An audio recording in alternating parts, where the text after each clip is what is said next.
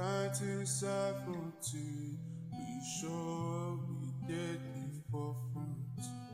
Knowledge for selfish, for sure we did the work. Auditorium to basement of all faculty of law.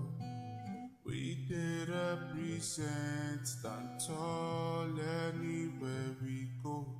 We work hard and we shine, commitment, dedication. Neurosurgery, comedy, music, Nollywood. SOTK, Dr. Call, MC Casino. We did represent, stand tall anywhere we go. Great Uniben, great Uniben, great Uniben, great Uniben. Hello, viewers. Welcome to another episode of the Uniben Alumni Series. This is a program where we showcase activities of the University of Benin Alumni Association, and we also celebrate alumni of the institution, men and women that are shaping their different worlds. And on today's episode, we have a compere, a public relations expert, a university administrator. She holds a Bachelor of Arts degree in mass communication from our university. She is Ehisumwen Eriamiantoe. Thank you very much, Madam, for joining us today. Thank you, Kelvin. It's a pleasure to be here this morning. Yeah, thank you. Good to have you. Let's kick off the conversation from your K1 day. You have a Bachelor of Arts degree in mass communication. What inspired that move? You getting into mass communication, wanting to be a communicator. What were the influences behind that move? Were they individuals that you look up to, or did Uniben give you mass communication, as we always say? Well, all right. For me, it has always been grace because right from my childhood days, I've always wanted to be queen. I've always wanted to because I had this natural flair for communication. Even in my primary, secondary school, I was in debaters club, so I was used to being out there speaking to large group of people. So I've always had that natural desire to be on TV screen. But the story is that when I applied for University of Benin, originally there was no mass communication at the time I applied. So I applied. Yes, there was no mass communication in Uniben then. So I applied to study law because I didn't want to go too far from home. So I settled for law and as my first choice and ISD as my second choice. But as God would have it, that same year, Uniben introduced mass communication. Wow. So that same year, Uniben introduced mass communication, and I was admitted, for mass communication. We were the first set of mass comm graduates that the University of Benin produced. So how was this? How did you do? How was the switch like? Because you just mentioned that you applied for law. Yes. So did you go back to tell them, "Oh, I want to do mass communication," or it just happened that it just happened?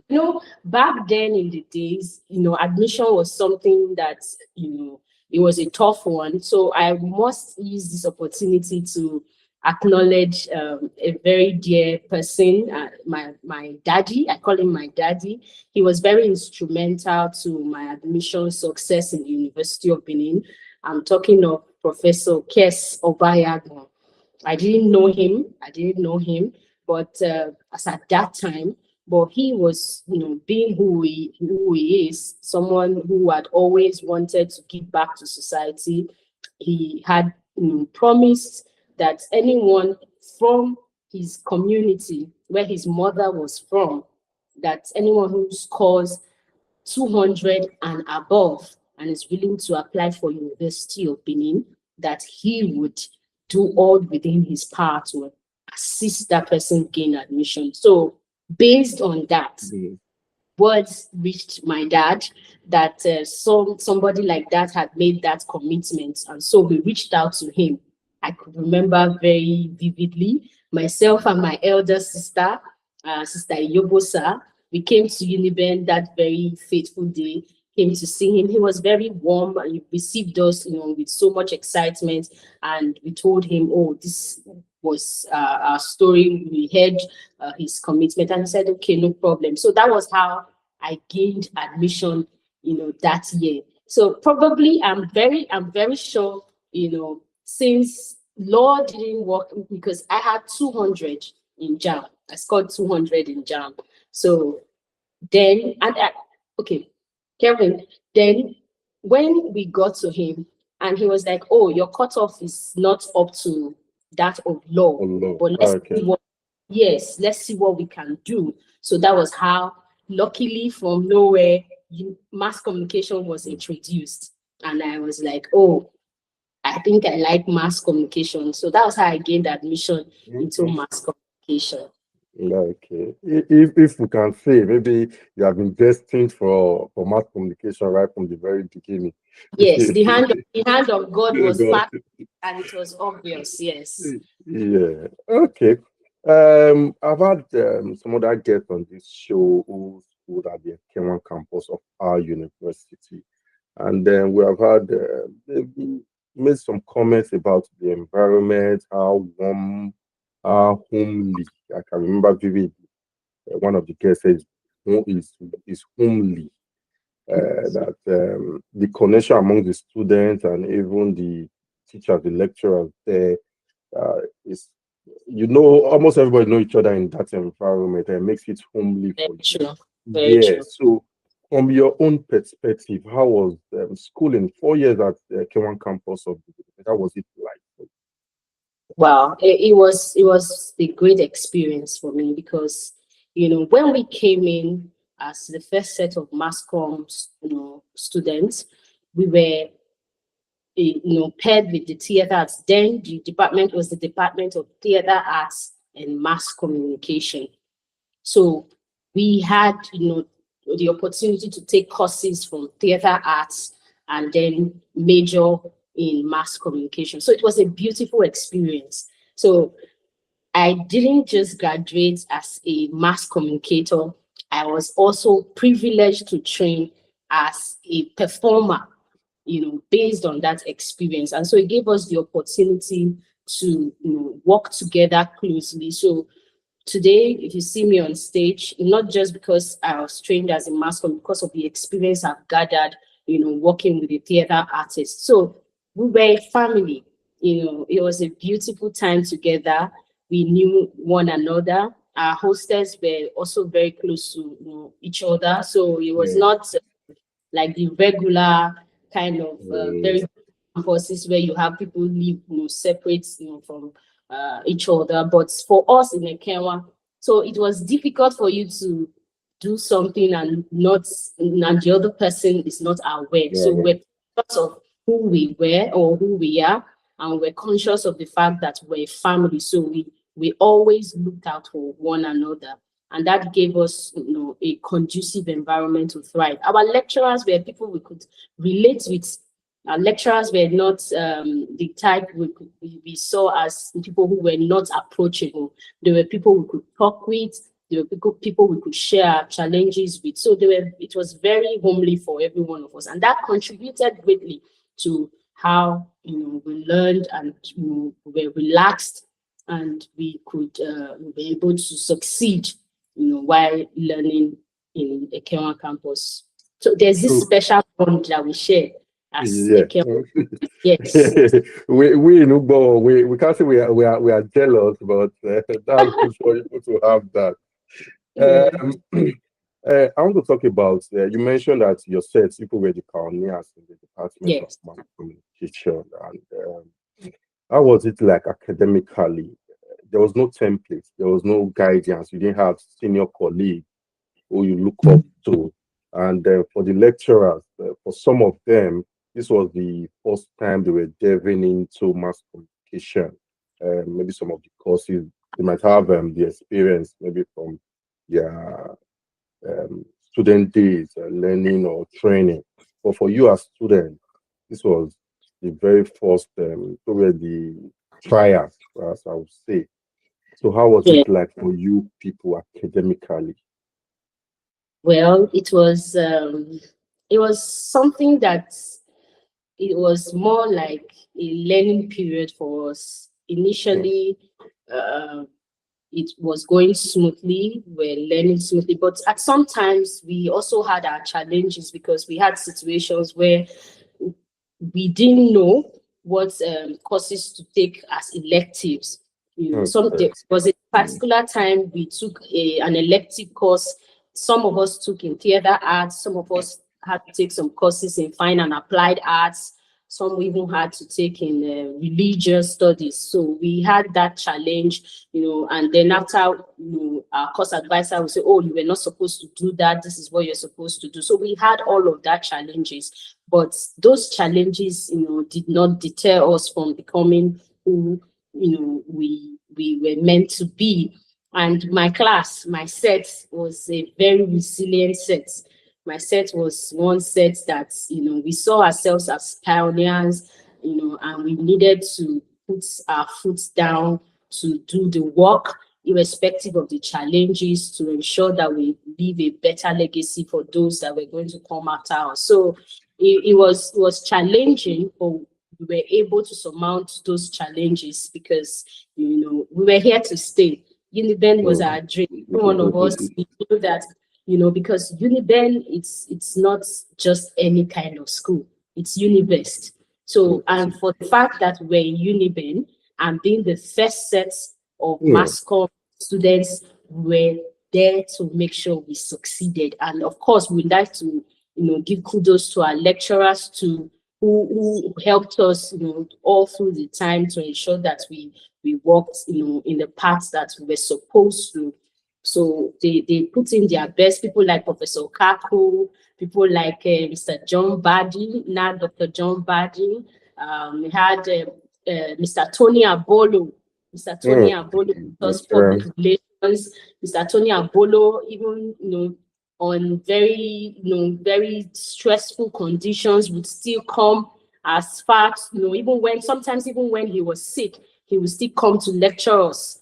You know, you find our classmates, some of our classmates telling, oh, sir, you need to go and rest, but he was there, you know, to ensure that we got the needed knowledge that was required. So it was, you know, it was not just a smooth sail, it was challenging, but we were able to surmount those challenges. Hmm. Okay. Let's talk about Uniben. What Uniben offered you? This is quite a common question I ask on the show. What outside your Bachelor of Arts in mass communication, outside the certification, what did Uniben teach you? What can you look back and said, oh, this skill, that soft skill, especially, I took it from the University of Benin. Okay. Aside the academic aspect, the one Yes. thing I've learned from Uniben is this that sense of identity. I am proud to say I'm a Uniben product. It gave me that sense of identity. You know, sometimes I meet with undergraduates, current students of University of Benin, and I tell them, I say, you don't know how lucky you are to be a Uniben student until you are out of the four walls of Uniben. During my service years in Sokoto, I served in service in Sokoto State. You know, Uniben students, Uniben corpus stood out in all aspects. In the medical field, we're in OBS, you know, in social groups, you know, you could see that identity, that's, you know, self-pride, because Uniben gave us that that's you know sense of identity that we are the best. So you can't go anywhere and not raise your head high with pride to say, yes, I'm from Uniben. So that's one thing I do not take for granted. I am so passionate about it. Uniben is a brand. Uniben gave us that, and I'm always happy to identify that I was made in Uniben. I'm a product of this great university, and that identity is something that I have come to, to hold so dear over the time. Yeah, you just reminded me, talking about the NYSC. I remember during my own set when we were in Akwa Ibom for the NYSC. For most of the platoon leadership, it was marked by Uniben graduates. Uniben graduates were up there, the quarter guards. When it comes to leadership, Uniben, it got to a point. It got to a point. The state coordinator, I don't know if it was tied to because of Uniben graduates that were there, but she asked us to stop wearing our tags because we were wearing our Uniben tag. Got to the point, our state coordinator just asked every core member that we should just get a plain tag, we should stop wearing our university tag. Because I don't know if it was intimidating for other students. Because when they see the way you position yourself, they always have this perception that, oh, this person must be from this university. And most times they are always right. And that sense of identity is something I think we should continue to leverage on. Being a product of Uniben is fulfilling, especially for me. If I speak for myself, it's fulfilling being a product of Uniben. Let's talk about your time with independent television. You're a reporter with our broadcasting house in Main City. As a reporter, you were on the field most times. You were reporting different events and all. What, if you can remember, what do you think is the most challenging story you reported? Challenging might be from your own perspective what you think might be challenging. So can you remember a particular event that you went to report and it was quite challenging for you? Well, yes, I remember. It was the tribunal case. Then, yes, tribunal. Okay, is that the 2008 Oshomole? Oshomole and Professor Osumbo. Yes, it was, and I like to pay respect also to my late mentor, Olatunji Jacobs. Olatunji Jacob was a mentor. When I joined ITV, he was one person. Olatunji Jacob was a fantastic writer, so I always like to learn from the best. So I tried to understudy him. Then he was covering the tribunal cases. So I would go with him to cover those tribunal cases. So before now, I was not, before then rather, I was not exposed to court setting, though we had the course ethics of the media, by Professor Aseboa then in school, but I didn't have that practical experience of how to cover court settings. So for me, it was kind of a challenge initially, but being that I had someone like Olatunji Jacob who was there to guide me, there was a time he needed to go and cover another assignment. So my news manager then, Mr. Biodun Mudashiru, had to send me to go and cover the court's sitting, the tribunal sitting that very day. I remember I was like, oh God, how am I going to do this? But then I went there and I covered the entire event. And when I got back to the station, wrote my reports, and there's this thing when working with experts, when you submit or present your findings and the experts, they give you a nod and say you've done well. Truly, in your heart of hearts, you know that you have done well. So after I brought back my reports and there was less red biro on it in terms of editing from my professional gurus. I'm talking of Abiodun Mudashiru and Mr. Williams Yama. These are, men of great repute, men who are they are on top of their game when it comes to writing for the media. So when I brought back my reports and I submitted it, I saw that the red barrels, the editing, there were so few, and I'm like,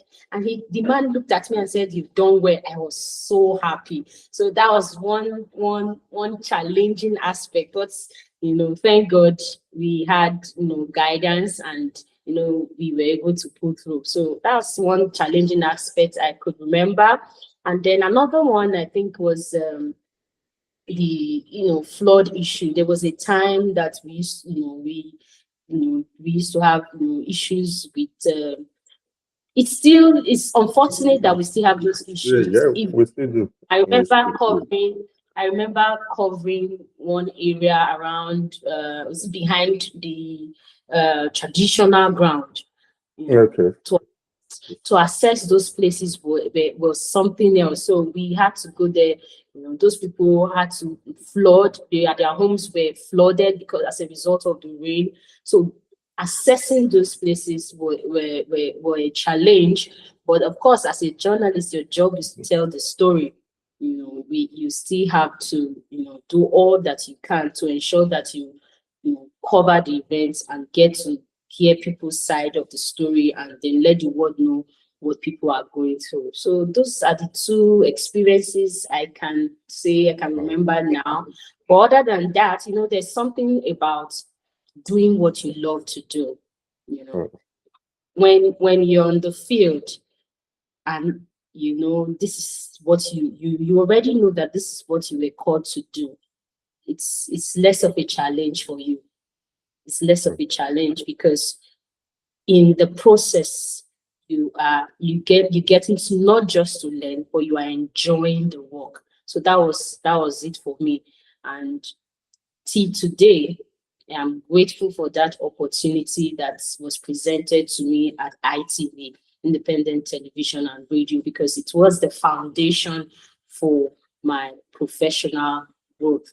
And I want to also use this opportunity to thank Ehisumwen Eriamiantoe, who was the then general manager that gave me the opportunity, even as a fresh, a fresh graduate. Even before, the beauty of it was that I started working with ITV as an intern. I came to ITV as an intern because during our school days, when you are in 300 level, you are expected to go for internship. Yeah. So you either major in broadcast or you major in the print. So I chose like I said, I've always wanted to be on screen. Yes. So I majored in broadcasting. So that was how I chose ITV. And my lecturer, Mr. Tony Abono, recommended me to the then GM, which is Mr. Eriamiantoe. And those two people were very instrumental to my working, And then I must acknowledge Mrs. Ivy, then Ivy Adodo, now Ivy Ebojele. Let me share this story with you. While in ITV, I was the first intern student that was given an opportunity to cover a report, write, edit, and voice it.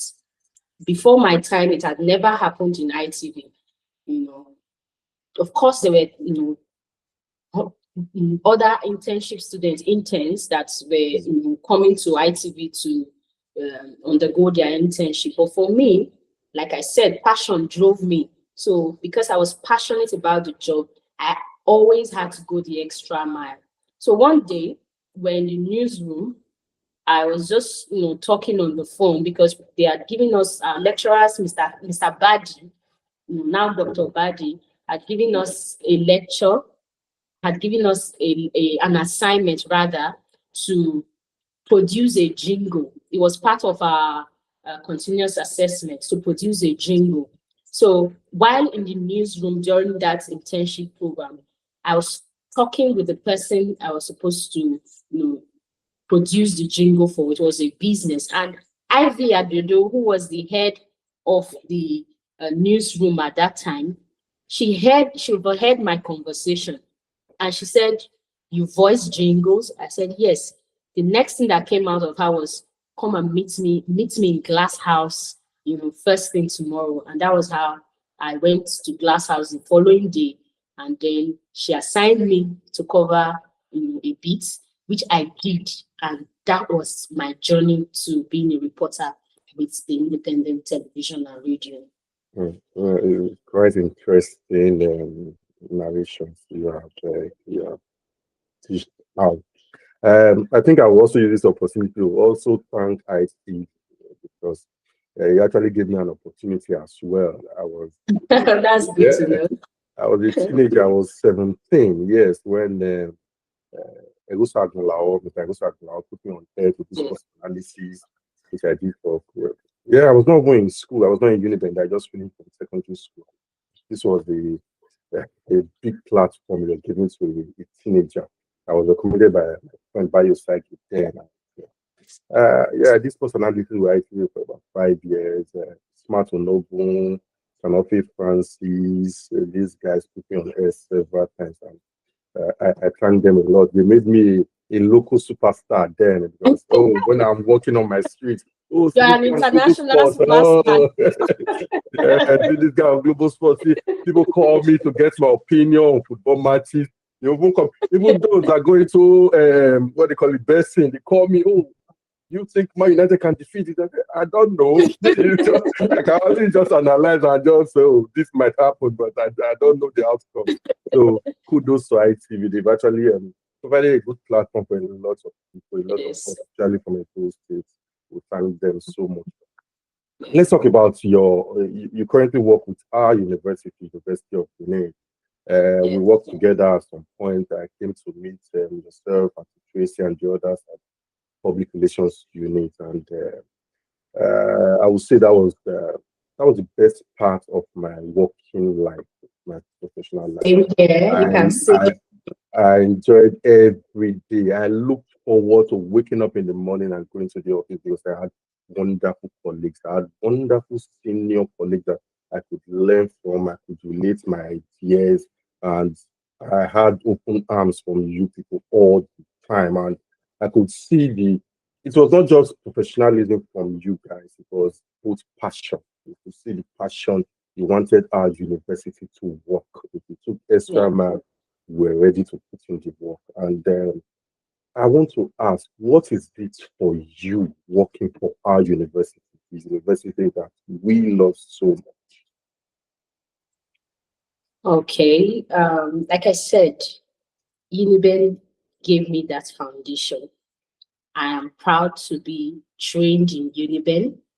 I am also privileged to now work in University of Benin. And so looking at all of that, I just can't help but give my best to the institution that made me who I am.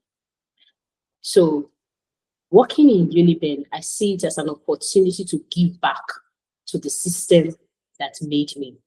So that's why I put in my best. I am passionate about seeing the university, attain greater heights in whatever capacity, in whatever way I can contribute to my quota to ensure that this university that we all take pride in continue to maintain this standard, for generations to come, that generations, yet unborn will be proud to associate with this institution. That's my goal. That's my desire. I always say, that Uniben will continue to prosper, and every one of us, have a responsibility to ensure that, we see Uniben, attain greater heights in our lifetime. Because I want to also, sometimes I sit down and I kind of imagine what was in the mind of our founding fathers. It was our founding fathers had, the sense of, service to humanity. Our founding fathers looked around and said there was a need for a tertiary institution in the Midwest and created the University of Benin. They wanted us, and so it's a calling for us. We must not fail them. This university must continue to grow. they've given us something, they've given us a platform. And my prayer is that University of Benin will not die in our hands, not on our watch. We can't sit down and let the university die on our watch. So in whatever way that we can contribute to make university to continue to maintain this standards even more, because we pride ourselves as Unibest. So we'll keep giving our best. I, for one, it's something that I'm passionate about. It's something that I have come to to see as a personal calling, to continue to give my best to this great institution, because I'm part of the system, generations of, and by the grace of God, it's a desire that our names will be written in the sands of time, that while we were here, we gave our all. We may not be here forever. That's fact. We won't be here forever. But for the time that we are here, we must ensure that we contribute to the growth and development of our university. I must confess, I think this is, if not the most passionate conversation I've had on this show. I've had guests even from different generations of university, they talk about their time, which I try to connect with, and always a beautiful conversation. But for this conversation, especially, it's quite beautiful, because you could see the passion, and you could see what we want for our university. We want the very best for our university, and I want to thank you. Lastly, I've been wanting to ask. Your husband was on this. I know you were going there. I know you would have were going there. Yeah, your husband was on the show some time ago. I think last year or early this year. Dr. Ehisumwen Eriamiantoe, former director of welfare. Yes, your husband was on the show, and we had a lengthy conversation about how both of you met, how he was your tutor at one point, and I said, okay. Now this is the time for me to ask. I just have one question regarding this old scenario. At what point did you know that he was going to be your husband? Because he said you guys were friends initially. I think you were in your 20 or your 100 level when you started teaching GST. This is a medical student who ought to be at Ugbo campus. So he was coming. Yes. With it that his friends Oriri and the others were at K1 campus. But he was coming to K1 campus to read. So at what point did you think that, I can actually plan my future with this man? At what point did you occur to you that it's going to be your husband? Okay. Well, thank you. I was expecting this question. But the thing is, I've always believed, right from time, I've always believed in the fact that whoever I was going to settle for, or whoever I was going to spend the rest of my life with, was someone who believed in me, someone who believed in my purpose. So, like I said, I already knew from the one I was called to be in the communications space. So it had to be someone who was going to support me in that direction. So when my husband came, you already know the story. I call him my teacher. He's my mentor, one of my greatest, mentors. So the first thing that struck me when he came was the fact that he bought me a book. There was this book, The Act of Public Speaking. That was the first gift by Dale Carnegie. That was the first gift I ever received from him. So when he came, when I saw that book, I was amazed. I know that normally when men are interested, guys are interested in it, book is the list of what they should be thinking about. It goes two ways, because even the ladies at times do not appreciate those kind of gifts. Well, that's why I said, first of all, I'm grateful to God that I already had a sense of identity. I know where I was going. Yeah. So it was easy for me to identify who could fit into my bigger picture. So when he came and bought me that book, I was like, okay, this guy looks like, someone, So being, when he bought me that book, my husband buys me books like, most of the books I've read, they all came as a gift from my husband. He was someone who was willing to invest in me academically. He was not just interested in me as a person. He was interested in my, becoming the me that, he also had a picture of. Because when we met, he told me from day one, come on, see, I'm not here for the games. I'm here, I want to marry you. That was the first thing. He told me from day one. I was also surprised. He told me, he said, I want to marry you. And he told me that very day, I will not forget, he told me, the version of you I want to marry is yet to unfold. And so I see that in you, and this is what I want. I want you to be my wife. I looked at him, I saw that this is someone who is purpose driven. I saw that this is someone who already by himself knows exactly what he wants from a woman. So it was just easy for me to say, okay, I think this person can. And then to say the least, or this may interest you. Most of the times when I'm giving an assignment in school, I go to him. Even before we started anything relationship, I go to him and I tell him, I said, this is what I was asked to do.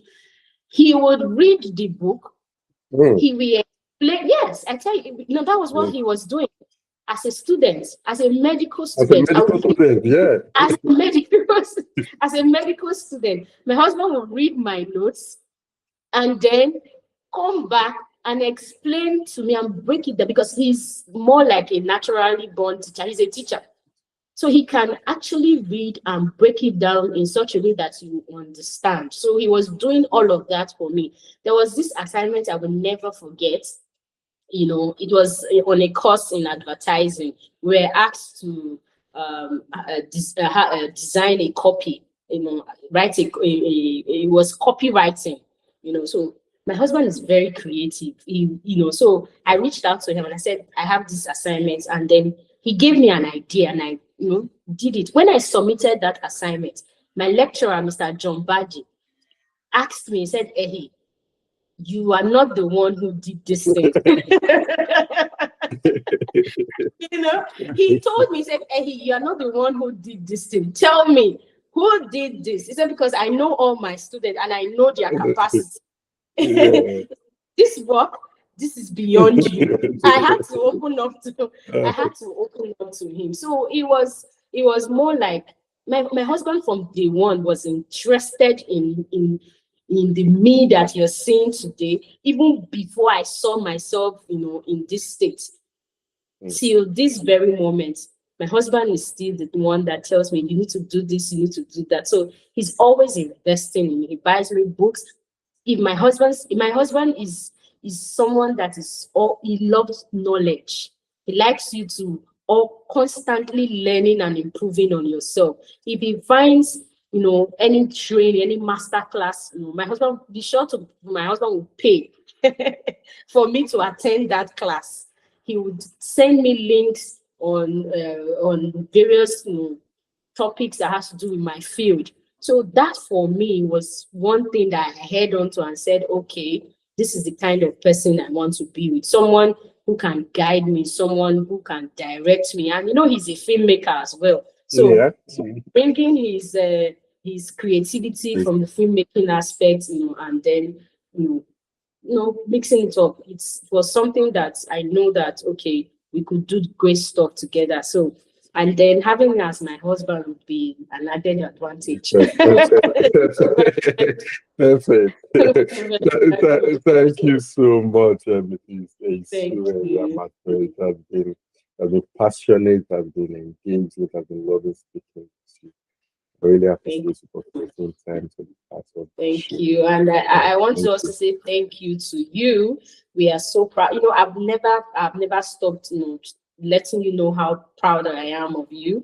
You've done us proud as not just as the Uniben, product, but also getting to know you over time. I always say to people, you are one person that one could, professionally, you can assign a responsibility to, and you are sure that, it will get done. So I commend you for that. Thank you so much. Keep making us proud, doing us proud, and I pray that God will continue to increase you and you continue to soar higher in all that you do. Amen. Thank you very much. Continue to subscribe to our channel. It brings you more exclusive interviews of Uniben Alum. Bye for now. 1970, we sure we did the forefront. Knowledge for selfish, for sure we did the work. Auditorium to basement of all faculty of law.